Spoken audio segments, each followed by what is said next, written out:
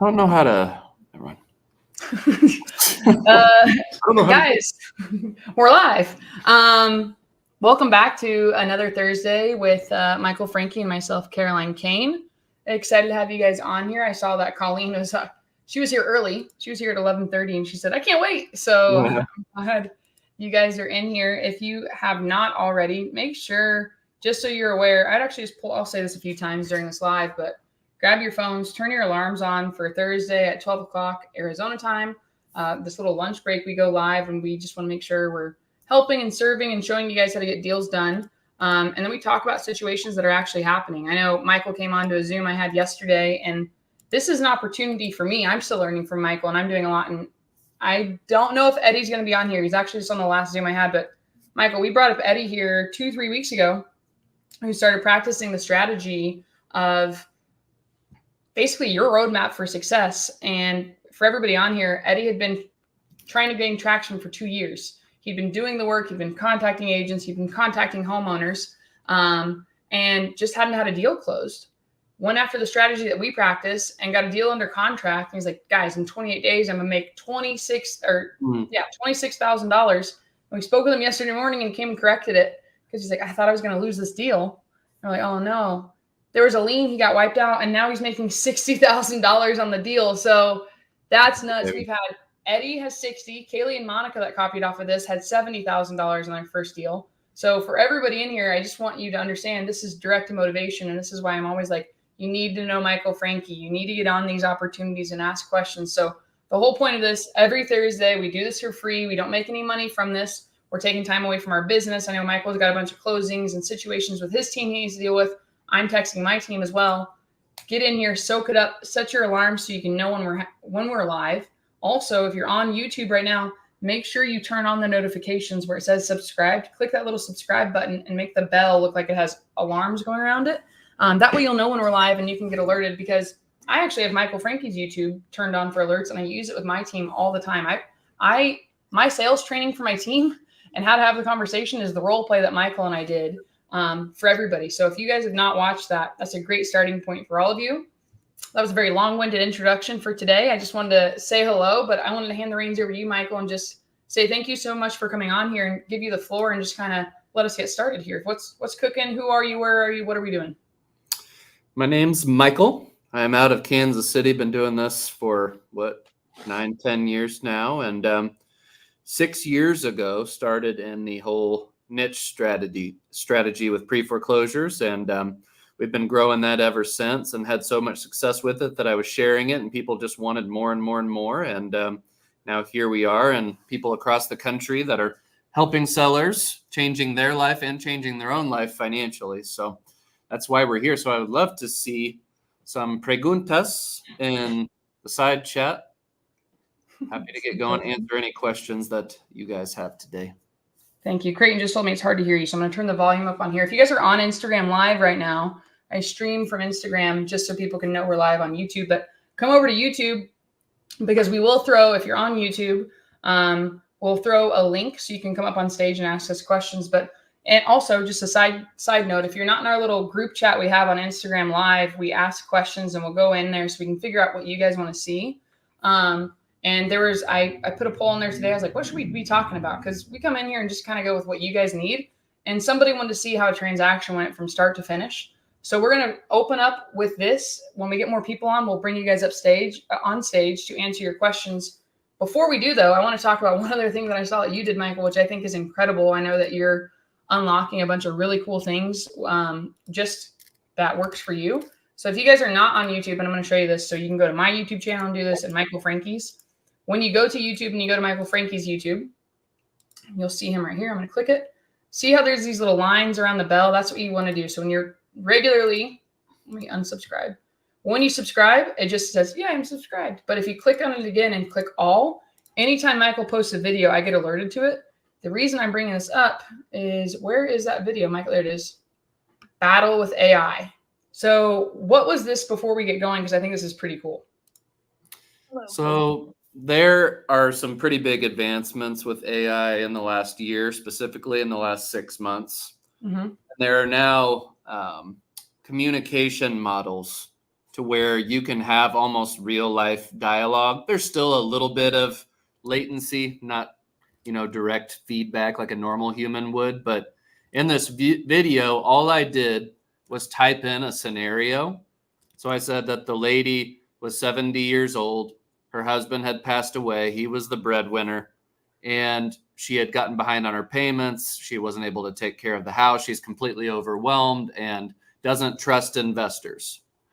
And it can create this bot, and it's a pretty realistic scenario. I mean, sometimes, like I went through a number of times and she actually hung up on me and quit the conversation. And it was a little bit unrealistic of how a human would behave.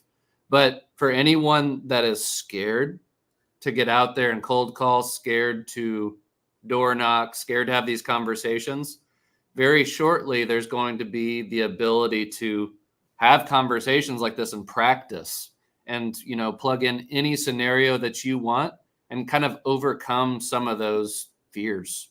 So pretty cool technology. I think it's sweet. I'm excited for you to release it so we can practice with it. I want to bring this up for everybody on here. I do this every week, but there's never a bad time to read. You got to go into his stuff. I actually have my team watch this because they're like, how do we stop the foreclosure? I'm like, well, Michael's already paid for somebody to go clean this up and explain it. You guys want to know the process? It's right here. We're going to keep it really condensed and to the point today.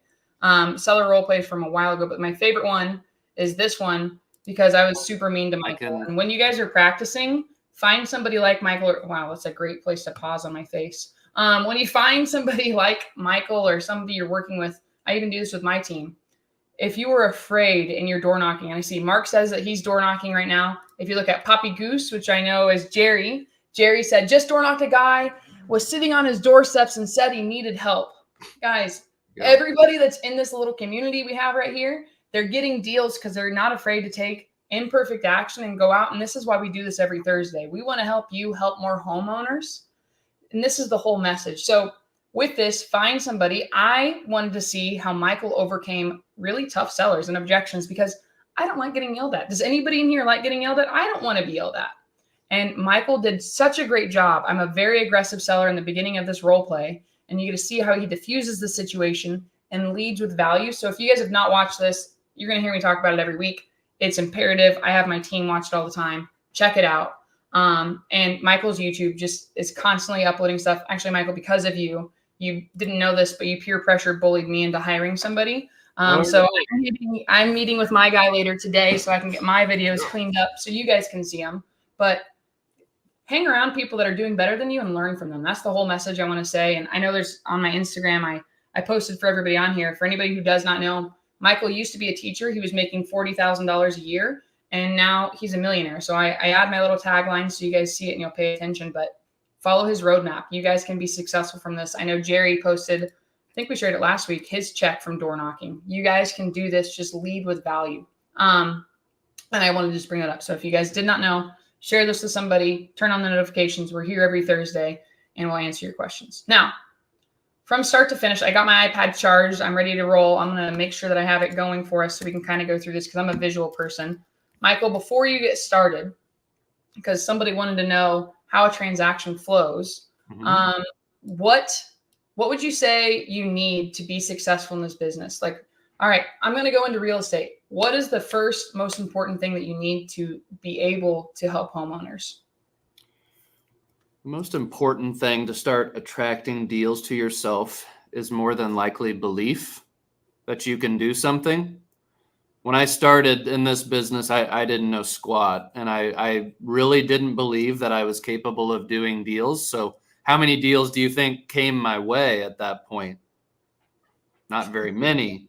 Every now and then I stumbled into one. But guys, you don't just scale to, 10 deals a month, 15 deals a month, 50 deals a month. You become the person that attracts that many types of deals by growing yourself over time. So can you grow yourself from 0 to 100 deals overnight? Of course not.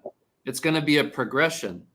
But one of the biggest things that changed in my investing career was having some sort of morning routine. Some people might hate that. Maybe you want to do it at night. Maybe you want to do it on your lunch break. It doesn't really matter when you do it. But getting up, feeding yourself with whatever's important to you.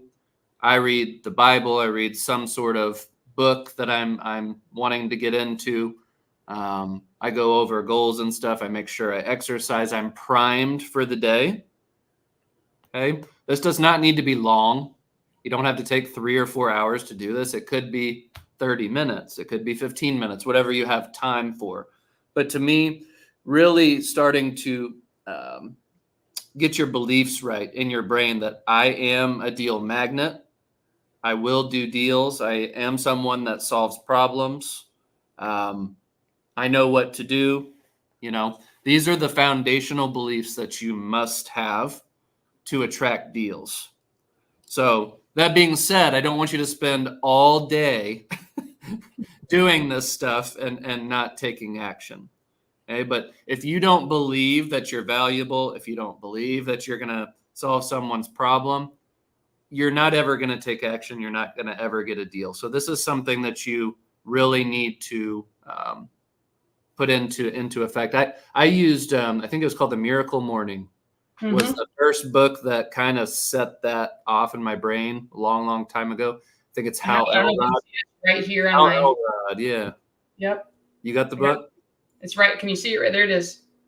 There it is. Oh, look at that. Therefore, it's important. Love that book. It's a great book to get started with. And I did that. And, I used to tell people, do that challenge for 100 days and message me and I'll do a one-on-one with you. But I realized people were just so focused on doing the book and they weren't actually doing the action items. So one thing I'm going to add on to this, make sure you're getting your mind right. Spend the 15 minutes in the morning, 30 minutes in the morning that you need. And then make sure you're doing things that are going to push the needle towards money-making activities. I hear you in my mind so many times, Michael. I remember 3 months ago when we were helping Kaylee and Monica, and it was like, great, you're helping people stop foreclosures, but don't forget, you got to pay your bills. So everybody on here, help people. But when there is no other option, remember, you're buying these houses to give them a fresh new start. So don't forget to do those money-making activities. I would say get your mind right and then write your tasks down that are going to be those needle-moving objectives, tasks that will help you complete that. Right. Yeah. So then number 2, real estate's awesome because there's 800 ways to make money, but real estate's also awful because there's 800 ways to make money. So the next trap people get in is seeing, oh, today I'm going to do foreclosures. Tomorrow I'm going to do sub 2. The next day I'm going to do storage units. The next day I'm going to do multifamily. So number 2, you really have to gain clarity over what you want and what niche you're going to go into. All of them work. There's not one that's right. There's not one that's wrong. It's just, what does your heart guide you to do? And really focus on that thing. That doesn't mean you're trapped in that spot for forever. But once you systemize that process, you really understand it. Perhaps you can delegate and do something else. But the problem becomes when, hey, I'm going to start with pre-foreclosures. Oh, that didn't work in 2 days. Then I bounce over to something else and something else. And then you never get good at anything. And then you just decide that real estate is not for you. But the reality is you didn't develop the skills to attract the deals to you. So gain clarity over what you want. My clarity came in 2018 when I knocked that first pre-foreclosure door and I had no leads, no deals. And all of a sudden I had a deal out of thin air that I signed for 50 grand. And that was just a light bulb. It's like, wow, I generated something out of thin air. That lead was free. I really helped that seller. I made a lot of money. This is sick. I love doing this. And that was my light bulb moment. So you've kind of got to really take the time to think. A really good book for thinking is, I think it's called The Road Less Stupid. I think it might be, it might be Alan Cunningham. I can't remember what the author's name was, but this book basically gives you a bunch of different topics and things about your life and your business that you really think through a topic for 45, 60 minutes. This book's been great for me. I go back to it all of the time, but gaining clarity on what you want, what aspect of real estate you're going to do, you have to have that. I don't know if you've had a moment, Caroline, where it was really a moment that helped you gain clarity. I mean, Ongoing. I was honestly, I'd say I think our 1 year anniversary of doing the podcast where I had you come onto my podcast. Thank you. Somebody said they couldn't hear, so but Alex can hear everybody. You came on and just kind of talked about, because I've seen you, I've met you before. You were nice and polite. You are one of the most humble people I know. But once I heard your story and you told me how many families that you're helping and how much money you're making by helping them, I was like, oh, wait a second, what? This guy's getting really clear on what he wants to do, and he focused on one thing at a time. That was really good. I'd actually say Rich Dad Poor Dad, reading Rich Dad Poor Dad, because he talks about, if I change my view here, I just finished the Zoom. I'm going to stop this view and I want to show you a different one. I go over this with newer students and I show them my, here it is right here. This little thing. So I talk about like, what is your most valuable resource that you have? And people are like, my family, my energy, my knowledge, the internet. And I'm like, it's attention.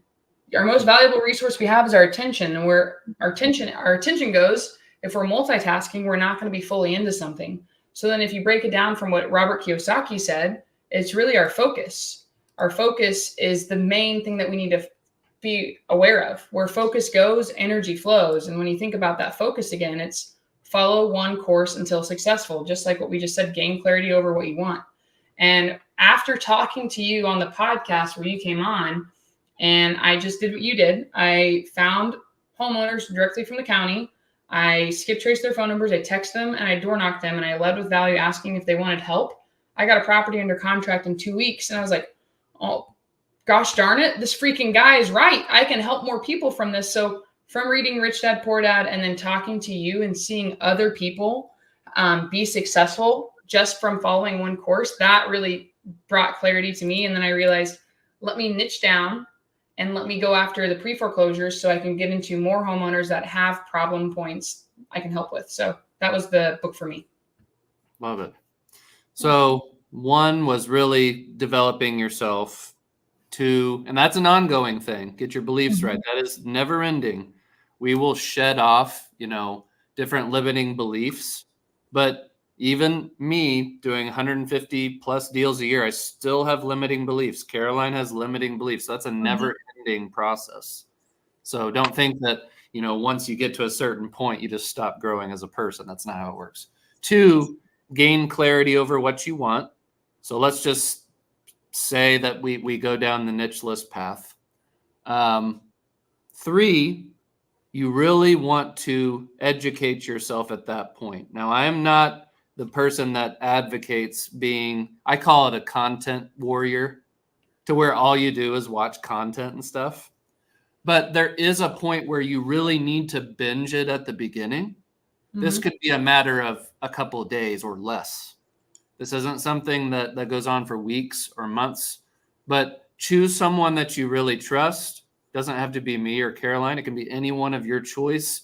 On YouTube, there's so much information. There's different courses out there. Educate yourself into really immersing yourself into the culture of that thing you want to do. Okay. What questions do we have so far? I know this is fairly simple, but all this stuff is important. I saw a question over here. It's kind of off topic, but Brad said this on Facebook. Hey, Michael, did you have a buyer lined up prior to making your first deal? They're a new student and they want to go direct to seller. Heck no. So I'm putting all these things in place. That being said, when I was at my lowest point, I was not getting my beliefs right. I was not gaining clarity over what I wanted to do. I did not educate myself. I just went directly into it. And there's value in that too. But I'm just saying these are the things that have enabled me to get from maybe 1 deal a month or 1 deal a quarter to 15 deals a month. Okay, but you do not necessarily have to do these things. It's a roadmap. It's not the only way to get somewhere. So let's transition here, because I think they're more so getting into the nitty gritty. Let's transition over to what it looks like when we're finding deals and what the transaction process is. And then we'll bring everybody up on stage and we'll answer your questions. I want to try and keep this on topic. So we have one YouTube video online that goes over what our topic list is. So Michael, you got really immersed. You educated yourself on how to help homeowners in pre-foreclosure, what the process looks like to stop the foreclosure or help them reinstate it, get a loan mod, all of the things we've covered in different videos before. So one, would you say for the transaction process, would the first step be now find the data? Where would you start? Okay, so we've primed our mind, we've educated ourselves. Now it's time to start taking action. Mm-hmm. First thing you're going to do, the first question I always get, well, where are the leads? Where do I get the data at? So that's definitely going to be number 4 here, is to establish whatever data sources you have. Either get that information yourself and start developing systems around that, or fully automate it and delegate it to someone else, which is what I would prefer for you. But there is a lot of value in going in, really digging into your area, understanding the systems that are there, the websites that are there, and developing those systems for someone else to take over for you. Okay, that is a $10 an hour task, but you do have to do the work to find that information to use. That being said, I will have an automated way for you in a very short amount of time. But that was really valuable for me to go in and find all these sources in my county and know exactly where information is, really dive into that. There's something that unlocks in your mind there. And then you start establishing patterns like, oh, this is where pre-foreclosures is. I'm guessing I know where probate is. I'm guessing I can figure out where other lists are. Okay. So establishing the data sources. Once you have that, the next step is probably establishing some sort of KPI or standard of which you are going to operate.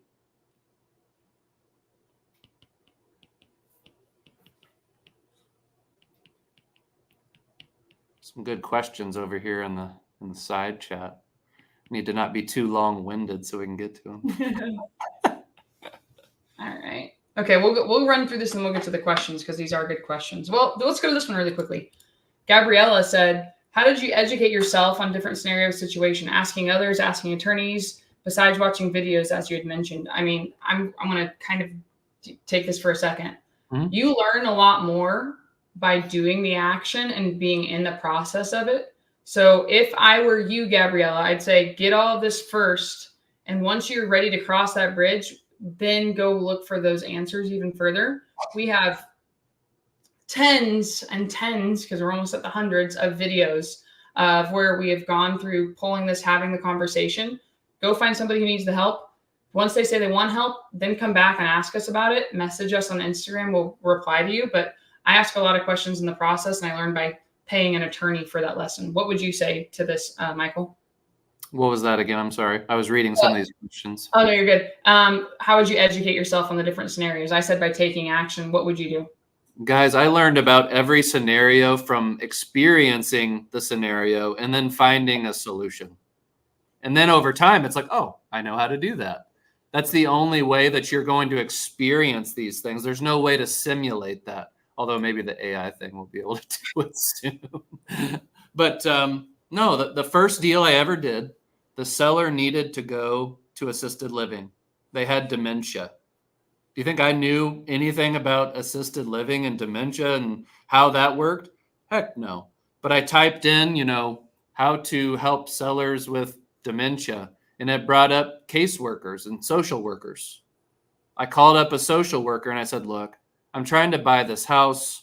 I really don't know how to handle this situation because one of the sellers has dementia. I don't feel right about that. I had the seller or the caseworker come out, evaluated him, and said that the husband was good to make a decision. Signed with him. She helped me find them a place to go, and that's a resource that I still use today. So that was the very first deal that I experienced. I experienced something I didn't understand, and then I had a skill. I had a contact. And that's how you start, stacking skills over time. You just see hundreds of these scenarios, and then you start, understanding what the solution is for all of them. I like that. That's a good one. Good answer. Okay. So what would you say we established the KPIs with 6? What's that? What would step 6 be? Now that we've You've established established your KPIs, then you want to have some sort of action plan. So whether that be you're going out and door knocking in the morning and cold calling in the afternoon, or vice versa, or whatever your KPIs entail, maybe you're just wanting to send emails. Maybe you don't want to do anything else. Establish whatever your action plan is. It doesn't matter if you're full-time. It doesn't matter if you're a W-2 worker and you only have a couple hours. It doesn't matter if you only have Saturday mornings. Establish whatever your action plan is. And then number 7 is execute on that action plan. Okay, you're going to go out there. You're going to experience things. You're going to have conversations. You're going to be nervous. You're going to have no idea what is going on. And that's why it's valuable to have a community like we have here. Because then after you execute on the action plan, you're going to generate opportunity after a time. And then number 8 would be bring your problems back to the community and have us help you.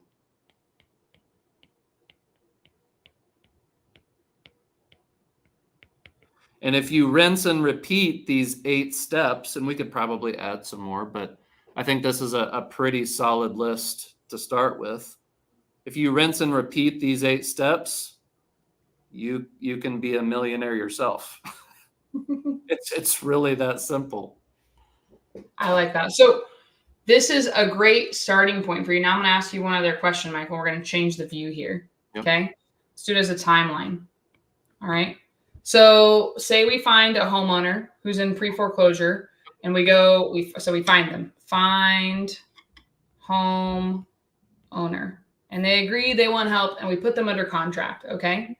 Now we put them under contract to this part over here is closed/funded. There's a D on the end of that. Okay, closed to funded, but they're in pre-foreclosure. What's our next step after we put them under contract? So the first thing, do we have a TC or no? We're solo. We're brand new. We don't have a TC. So you obviously need a very strong title company partner. Okay. Okay. So before we even move on to that, let's make sure we have all the documents that we need to send over to title. So a lot of you think, oh, I have a purchase agreement. That's enough. Okay. When you have someone that is behind on their payments, they have a mortgage in place. Yes. Mm-hmm. You need to have all that mortgage information and permission for your title company to order that payoff. So there's going to be a purchase agreement, or maybe your sub-2 agreement, whatever it is. And then you're going to have some type of third-party authorization form. This form is provided to you by your title company. So that should be enough to get you started. The second you have that information, you need to get that information over to your title company. And if you don't have a title company, we can go into potentially how to find one. But Are we assuming that they have a title company? Let's just assume that they have a title company for now, just for our time here. So once we get all of this data, we need to send it over to our title company? Yeah. So the way I like to do it is send over an email, attach the seller on that email, and just say, some sort of alarming description for the email, like foreclosure sale in 3 days, whatever it is. In that email, just explain to the title company exactly what the situation is, when the foreclosure sale is. Here's my purchase agreement. Here's my authorization form. Here's a picture of the mortgage statement with the loan number. Here's all the information about this transaction that you would need to know. So you want to give them everything. Do not make them fight you for information down the line. Provide them the seller's email, provide them the seller's phone number. Don't be one of those people that just gives half-butt information, okay? Because we're dealing with a pretty tight timeline a lot of times, and you want to make the escrow officer's job really, really easy. Gotcha. Okay, so we get all this over to title. We send it over there. We also, CC homeowner. Mm-hmm. What's our next step now that we get this over to title? Okay. Now you want to go ahead and let the homeowner know that's happened. Sometimes these folks, as we've found, are not the best with communication.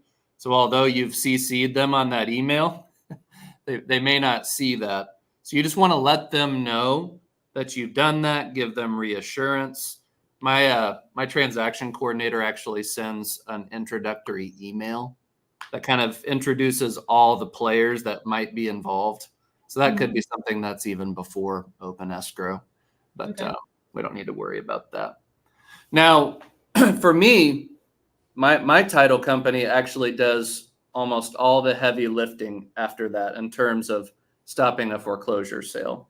But I assume right now we're wanting to go through anyone in this chat doing it themselves. Is that what you're wanting, Caroline? Yeah, it's good. Everybody's doing it themselves right now. Okay. So next step, you're going to want to get a verbal authorization for yourself to speak to the lender. So how that works is you're going to get the seller on the phone. You're going to third-party patch in the lender. You're going to go through all the information that they require to get someone on the phone. And the lender's going to say, well, you're not on the loan. I need permission from the seller. The seller will give you verbal authorization right there.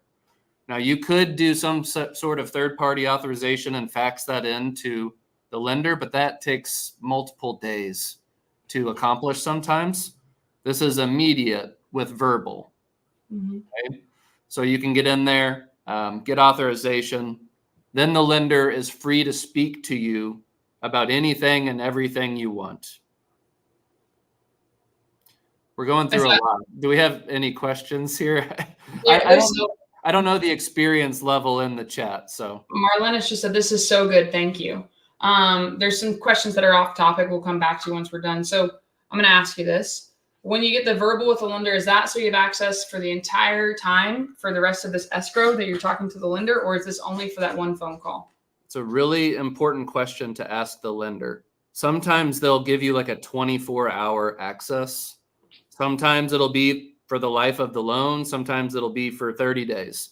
So it's definitely a good question to ask. That way you don't have to bother the seller, because it's hard enough to get them under contract and then get them on this phone call. You don't want to keep plaguing them. So cover your bases on that call. Ask how long this is going to be for and make a note of that. Okay.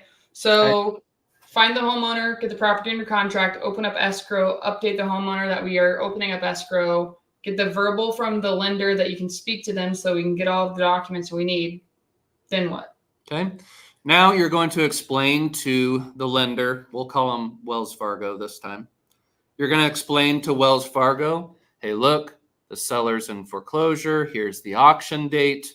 I have this house under contract to buy. I want to pay off this note before the auction date. What is it that you guys need from me to either get a postponement or to either get a payoff or a reinstatement?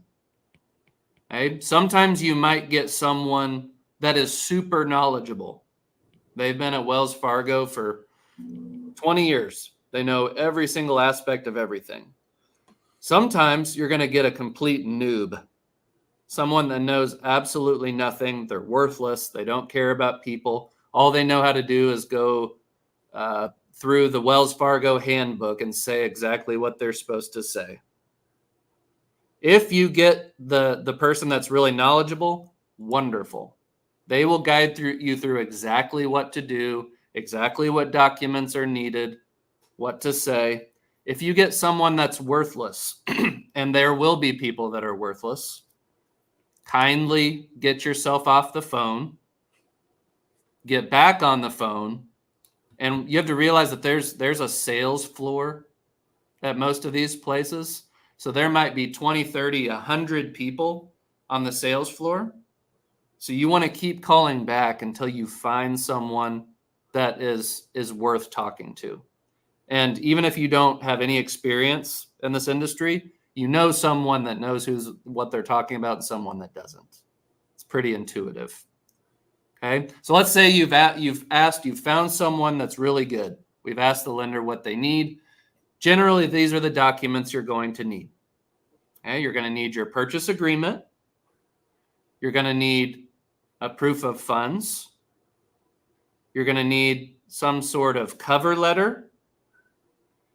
And if possible, to work this out with your title company, a bare bones HUD statement. This doesn't have to have any of the payoff information, anything like that. It can basically just have your purchase price and their estimated title fees and stuff on there. But if you're able to give that to the lender, they're going to say, oh, this person's really, they're on the ball. Okay, so again, purchase agreement, HUD statement, cover letter, proof of funds. And you're going to ask them where to send that information. More than likely, they're going to give you some sort of email or a fax number. Yes, they still use fax. Mm-hmm. I don't know. It's 2024. Okay, so we send that over to them. So now we're going to send all the documents they need. Mm-hmm. Send docs. Then what's next? Marcus Foster and Jacob say, what would the cover letter say?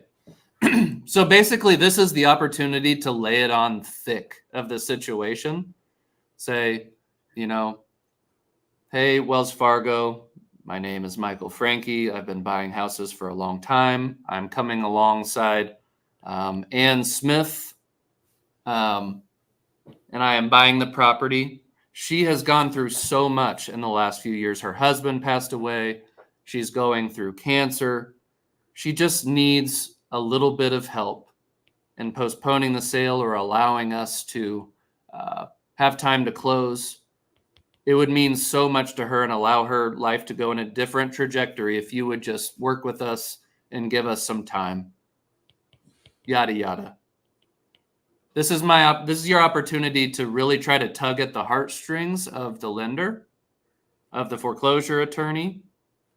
If you've ever had someone submit an offer on the MLS and they'll send like some personal handwritten letter with a picture of their cute dog, and they're like, we want to have this house for our dog or whatever. It's sort of like that, to where you tug on their heartstrings a little bit. You don't have to do that. I've just found that it's effective. All right, so now I know after this, because I'm not seeing any of those questions you just had. We got to get you synced up with my StreamYard, because I do not have the questions you just brought up. Oh, really? I'm not seeing anything that you're seeing, I guess. Okay. Okay, so we got those. I hope that's helpful for your cover letter for everybody. So once we get those, they either approve the postponement or they don't. Let's just go with most of the time. I mean, you're getting things stopped typically. So would you say the next step is? So typically, they'll say, well, we will escalate this file. We will send it to the powers that be. Then you have to call back in over and over and over, sometimes 3, 5, 10 times. Okay, you have to be very pushy with this. There are going to be people that tell you, no, we can't get it done. And basically, you just have to tell them that's not an option. I don't accept that at all. Get off the phone with that person, call someone back. Once you find that contact that's good, you can ask for their extension number. That way you can go directly back to them. Okay. But this is something where you have to be relentless. That's one of my core values as a company. Absolutely relentless. I will not accept no for an answer. Fortunately, now I have a bulldog and a title guy that does this for me. And you should look into that for yourself, because getting these sales stopped is not a small amount of time. If you want to scale your operation, you can't sit on the phone all day and be doing this. But I want to lay this out for people that are new. You really need to understand kind of the process of it. Okay. So what's next, Michael? So generally after that, you're just following up. If you provide all this information in a reasonable amount of time, 3, 4, 5 business days plus, I would say 80 to 90% of the time, you can get the thing stopped. Okay? Generally, they're going to give you an extra 7 days, maybe an extra 30 once there's a postponement. And then that should allow you plenty of time to execute on purchasing the house with your title company. That's what happened with me yesterday, guys.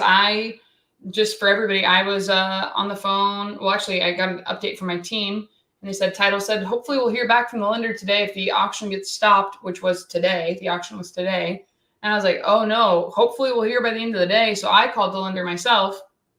I did not have authorization to speak. Our homeowner was at work. It's a single mom with 3 kids. I'm going to go into Jimmy Dean's question. Is there a way to ask to speak to a supervisor? That's actually what I did. So I was on the phone with him, and I went into loss mitigation, and she's like, well, we need to have somebody who's authorized to speak. And I was like, well, our title company already has a third-party authorization. Let's go. They had sent the third-party authorization over to the trustee. The trustee had not gotten it to the lender yet. So I had to sit on the phone with him. In that time of me being on hold with him, I brought my title escrow officer on the phone. We were on hold. I asked to speak to the manager. In that time, I was just catching up with my escrow officer about some other deals that we have. And she got an email from the trustee saying that they postponed the auction. So from calling the lender, that sped everything up because the lower level person, let me just stop this. Their supervisor contacted the trustee, I'm assuming, and sped up the process and got the auction stopped. So absolutely, you can ask to speak to a supervisor. I basically did what Michael just said on my cover letter. I was really kind. I was like, hi, my name's Caroline. I'm the buyer on this deal. We've already given away proof of funds, everything else that we need. I'm just waiting to hear back. The auction's tomorrow. We have a single mother with 3 children, no family in the area. We're trying to prevent her from having a foreclosure and having to file bankruptcy. How can you help us out? And, the lower person's like, my hands are tied. Can you push me up to a manager? And we waited, and that's how we got it stopped. So absolutely, kill them with kindness too. Same thing I brought up why I shared Michael's YouTube page. I do that when I'm speaking to title officer or escrow officers. When I'm speaking to lenders, just be polite to people and have your story, and that will help you out a ton. So I hope that helped everybody really quickly. I want to make sure we got that, and then we had time to invite you guys on stage and answer your questions. So, Michael, I'm going to give you the link so you can throw it on there. You might have to watch how you copy and paste it. We got to, after this, let's make sure we get your StreamYard set up with mine.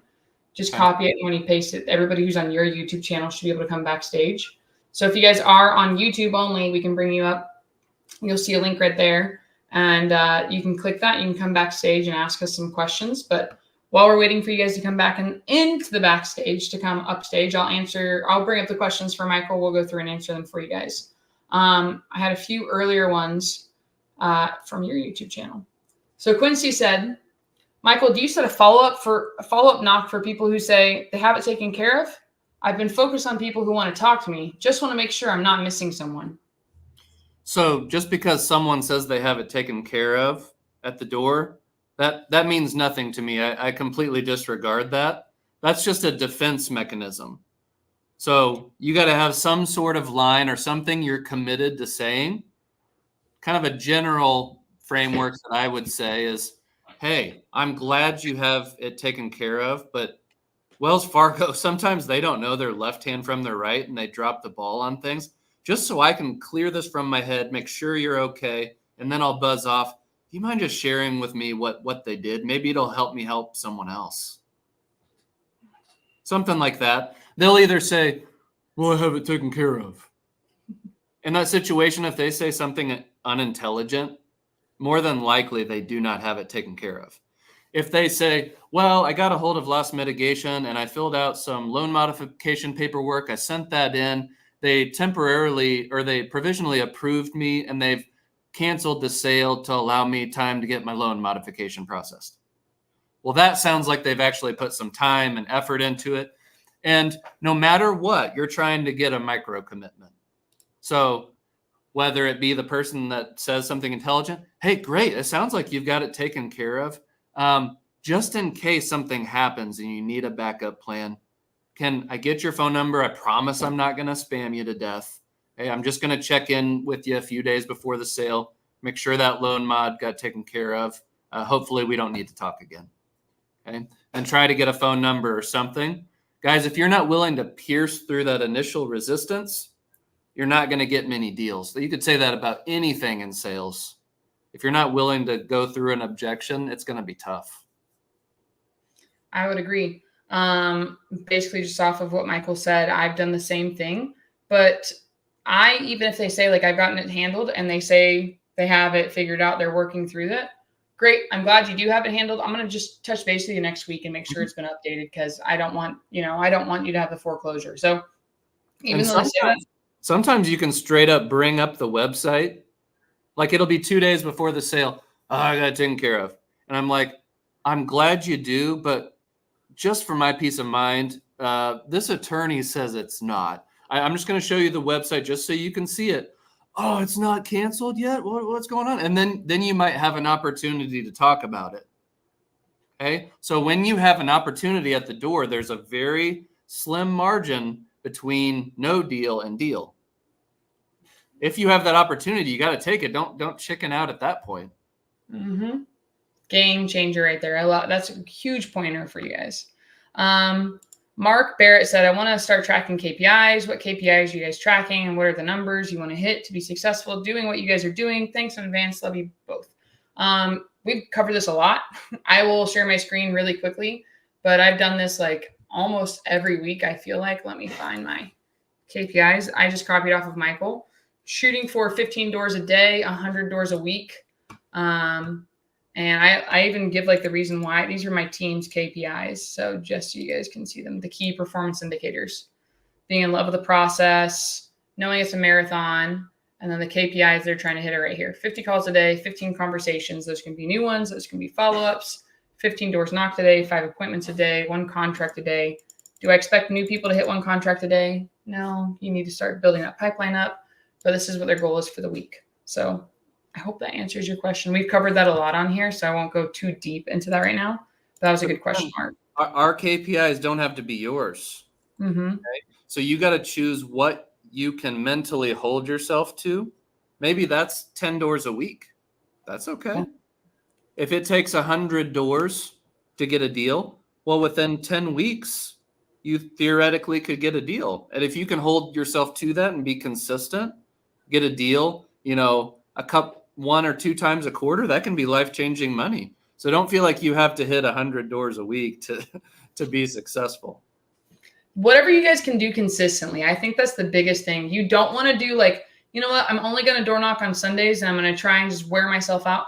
Just do the consistent things because they're going to pay off. Eddie came on my Zoom and told me this. He's getting another house under contract today.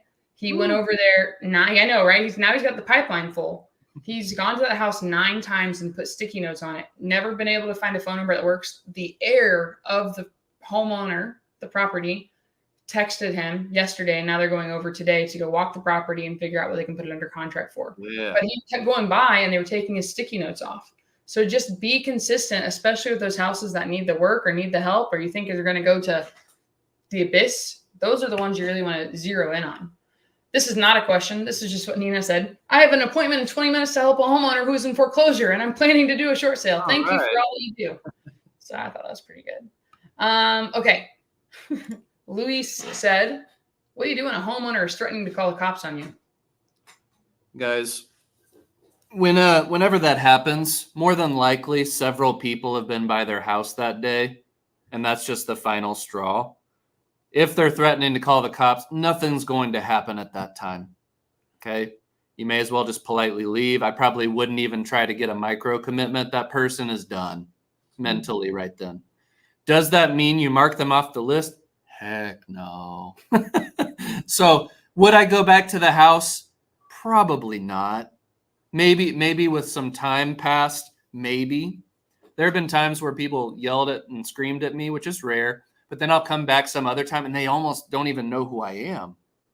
Because guys, they just see angry. It's like a bull seeing red when they get in that mode. But that doesn't mean you can't shoot them a text, shoot them an email, shoot them a Facebook message, something that's a little bit less threatening. When you're on their property, are you trying to threaten them? No, but they may feel threatened. So come at it in a way to where it's very conversational, easy. You're just talking online. Perhaps build up a relationship with them, and then maybe you can meet at the house again. But yeah, if they're in that mode, I wouldn't pursue it anymore that day. It's not worth your safety. Also, if you guys, we're not attorneys, but if you ever do not feel safe, do not go to a house. I've gone to situations where I'm not going to go up there. It doesn't make me, don't feel great. So don't do anything that's going to make you uncomfortable. Lonnie said, skip trace leads, then go door knock or go knock on doors. Yeah, I'm going to call them first. That's my goal. Especially if it's really far from me, I'm going to try and call them and then I'm going to go door knock. But Michael, you door knock, call, you do all of it in the same day. I've always been a door knock first, then cold call guy, but either way is effective. Yeah. Lonnie also said, many of my appointments, I have the homeowners want to keep the house. And I've not been able to close a deal yet. However, I've only been on 6 appointments. Okay. It's frequency, baby. You got to just keep following up. Everybody wants to keep their house. I also want a unicorn. Some things don't work out. Sometimes these homeowners. Lonnie, you should go listen to some of Caroline and I's role plays. In those role plays, she's adamant that she's keeping the house. Throughout the role play, I help her understand why that perhaps isn't a good idea. Okay. When we had to be careful of towing the line of being super nice and just helping people save their house. That is our goal. But at the same time, Lonnie, you got to feed your family. So you're guiding people through all their options. You're supporting them and going with other options that don't benefit you financially. But don't get me wrong, you're trying to get them to the cash or the sub two ending there. So you may be being too nice. Go back through some of my calls. Go back through some of Caroline's calls. Listen to the way we go through the options and watch how someone's opinion of what needs to be done can change in just a few minutes. Ditto. I would say the exact same thing he just said. Bryce Saunders said, do you have any formula to check equity? I've been getting a good amount of appointments, but when I arrive, they owe too much for us to give them anything.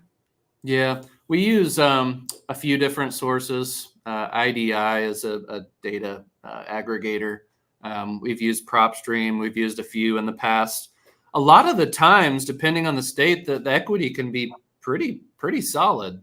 You don't necessarily know what the arrears are, what the fees might be. But that's one thing we track on our data is how much equity is there in the house. Am I real excited to go to a house that has $5,000 in equity? Not really. I mean, you could get a sub 2 deal out of it, which is great. Put that thing in the portfolio if that's where you are in your career. But if something has $100,000 in equity, $250,000 in equity, is that going to get my attention more? Yep.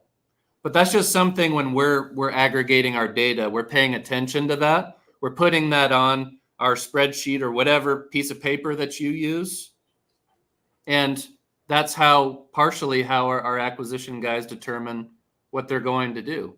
It's like, am I going to spend my time at a high equity situation or a low equity situation?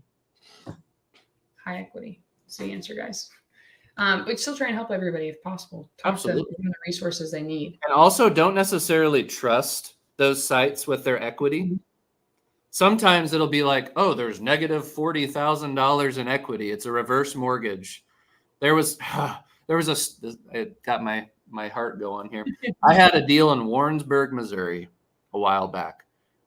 The equity was negative $40,000 on PropStream. My guy says, should I go out there? It has negative $40,000 in equity. And I'm like, yeah, you go out there anyway. We didn't go out there. Well, the house ended up being worth $300,000 and the lady owed like $90,000. And one of the guys that learned from me and has his own business locked it up for like $120,000. He wholesaled it for like $175,000. And I just wanted to wring my guy's neck because he didn't go out there and take the shot. So, of course, some of that data is going to be valuable in helping you assess what to do. But just because a site says this is what the equity is, that doesn't necessarily mean it's true. Trust but verify. And no platform's perfect. Yeah, no platform's perfect. Never assume it is. This isn't a question, but I saw it earlier and I didn't read it off. This is gold for us newbies. I watch tons of content, and my favorite of the week is always this live. Thank you so much, Michael and Caroline. So you're welcome, John. Thanks for throwing that in there. Okay. Let's see if this is a question. Alexander said, I'm working virtual with cold calling foreclosures. Do you have VA callers calling these lists and make the first outreach and then your team make it from there? Would you suggest leveraging callers? I do not have VAs doing it for me. I have Americans doing it that are on my team, but because it's a sensitive conversation, I think people have VAs calling, and the market has changed. I started doing this in June of 2020, so now we're in April of 2024. I'm coming up on 4 years of doing this. Everybody was using VAs, and they're so used to. I've had so many homeowners that have contacted, like, I don't want to. You're not even American. I don't want to work with you. You're trying to steal my house. Like, find what works for you, but I don't do that. Michael, do you have virtual assistants that do your outreach? I've never had good luck with VAs setting appointments. What I did have decent luck with, and we did this for a while, I would actually have them cold call through the list, and any of the phone numbers that were disconnected, they would delete. Any phone numbers that they found to be correct, they would mark it as correct. That way our acquisition people at least were being more efficient with their time. But that's more of something once you have some disposable income and make things more efficient. At first, you're not going to do something like that. But that was a nice little time save that we used to do. Yeah. John also said, once the auction is stopped, do you have enough time to wholesale? Can you then assign the deal if you have some buyers lined up? How much time do you have? So every situation is different. Mm-hmm. Find a buyer first. So like the auction I stopped yesterday, I have until May 9th to get it paid off. So just so you guys are aware, I'll have a buyer lined up first. Always have your buyer prepared. That helps you out a ton. But Michael, you say anything different? Yeah, there's always time to wholesale, but you got to make sure your buyer's legit. Okay, make sure that their lender's legit. You should have the ability to take it down if necessary. So obviously, you'd love to wholesale, but obviously be looking for private money lenders. Have the ability to take care of these homeowners in case your end buyer messes something up or the timeline is screwed up for whatever reason. And speaking of private money lenders, I have so many people that are reaching out to me to lend on the deals that I have right now. Michael's bringing in stuff that you guys can lend on. Join with people that are actively doing deals where you guys can learn and ask questions. Michael, if you had a private money lender and they wanted to know where the deal came from or maybe walk the property, would you let them do that? Yeah. I mean, usually my private money lenders at the beginning, they're a little skeptical. They maybe haven't invested in something like this before. Those first few deals, they want to see the property. They want to go through the pictures. They want to go through the promissory note, deed of trust with you, all of that type of thing. But I've noticed over time, once the deal goes well, they get their money back plus their profit. Few deals down the line, they're like, oh yeah, here's the money. It's just like a trust thing like anything else. And they should be, honestly, guys should be skeptical. You guys should double check everything. Don't trust. Don't just blindly trust but verify. Run your numbers. Like, you have to make sure it's a good deal. This is just a word to the wise. Susan just said this. I had a guy that yelled and screamed at me. The next week, he called and threatened the attorneys. Now he's in jail with an assault charge and no bail. His house went to auction. So yeah, if it's unsafe, guys, do not go back. Please don't put yourself in compromising positions. Okay. Hector said, what next steps can we take for a property that was recently sold at auction? How do we track down the property, what this property sold for? And what can we do about the redemption rights? We're not really getting into that just yet. We're trying to figure that out so we can help you guys onto that. So we're not. Hector, I'm pretty sure you messaged me about that property. If it's in Kansas, we can talk about it on the side. Kansas is the wild, wild west. I don't think this chat is ready for that. Yeah. Okay. Lonnie said, is there a free option to find the equity? I use Zillow numbers for equity. Is that okay to use? And nothing's going to be 100% accurate. It's probably going to be best if you reach out to the homeowner. Just go have the conversation. I'm not even going to let you do that. No, go have the conversation with the homeowner. We're not going to complicate it. Talk to them. You'll get it from the horse's mouth when you reach out to the lender and figure out what's necessary there. Okay, Michael, what can you do if the bank wants the wire in 24 to 48 hours before even the morning of the auction?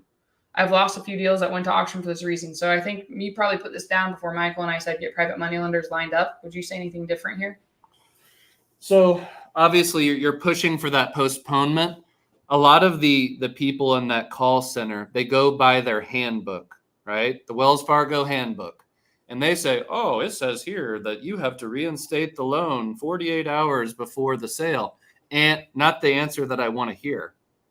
I'm going to go to someone else, escalate it, call the authority of that situation and get a different answer. But if for whatever reason You can't close on the property. They will not postpone. There's nothing else you can do. You've gone down every avenue. That's when my least favorite option comes into play, the old bankruptcy play. And it will stop the sale. So if there's significant equity in the house and the homeowner is completely on board with that, they understand the ramifications of what happens, and you refer them to a third party to help them with the bankruptcy, that is an option. Okay, but that should be a last ditch effort. Okay, that affects someone for a long time. So please don't just tell someone to file a bankruptcy so that you can make a buck. This impacts them for 7, 8, 10 years. Okay, they need to fully understand what they're getting themselves into before they do that. But very effective strategy to get the sale stopped. Michael, what's the difference between like getting a bankruptcy started and getting it dismissed and actually going all the way through a bankruptcy? So most of the time, if someone files bankruptcy and they want to stay in the house long term, you're going to have to go through the courts. They will establish a new payment plan, restructure the deal, reconsolidate debt, and it's going to be a long-term plan for that person to enact. Now, you don't necessarily have to go all the way through the courts. You can just ask for it to be dismissed within a couple of weeks. I don't know the inner workings of how that works. My title company does all of it, and so will yours. They'll request that a judge just dismiss it. At that point, they don't have to worry about the plan on the bankruptcy, but they will have it on their record. So just because something is dismissed, that doesn't mean it's dismissed from their record. It'll be on there, but it allows them to move forward with selling the house. Okay. And then Susan just said, thank you. Well, guys, it's 1:02. We just completed an hour of this. We went through a lot today. We covered what the transaction flow kind of looks like, how to be successful. I want to just remind you guys of one thing here. Your mindset is everything. If you think you can or you think you can't, you're right. And we sometimes, I don't know if you've ever, I like the movie or the book Perks of Being a Wallflower. We accept the love we think we deserve. We accept what we make as much money as we think we're capable of getting. So don't sell yourself short. Reach out to people. Go knock those doors. If Michael's door knocker would have just knocked that door, they could have made, what was it, a $50,000 assignment? $50,000 rip, man. Dude, Alex, like it went so fast today. We were just jamming information at you guys. So what we want to see is more people coming back. Actually, I think we were supposed to have somebody come back this week and tell us how their door knocking went. We want you guys to come in here every Thursday and tell us about your wins, ask questions, bring your problems. That's what we're here to help you with. And then we have some surprises coming for you at the end of Q2, beginning of Q3. So don't forget, every Thursday at 12 o'clock Arizona time, we're on here. Please, again, if you guys are watching us, we don't get paid any money to be on this. We would really love it if you could like this video, share this video, come in, subscribe to our channels, and then interact with us. Message us on Instagram. We'll get back to you. We want you guys to start doing deals, helping more homeowners, and making a difference in your community, and also making sure that you can make a difference in your family. So, Michael, do you want to say anything else before you wrap this up? Oh, you summed it up good. Can't say it any better. Beautiful. We'll see you guys here next Thursday at 12 o'clock. Thanks for tuning in. Have a great day, everybody.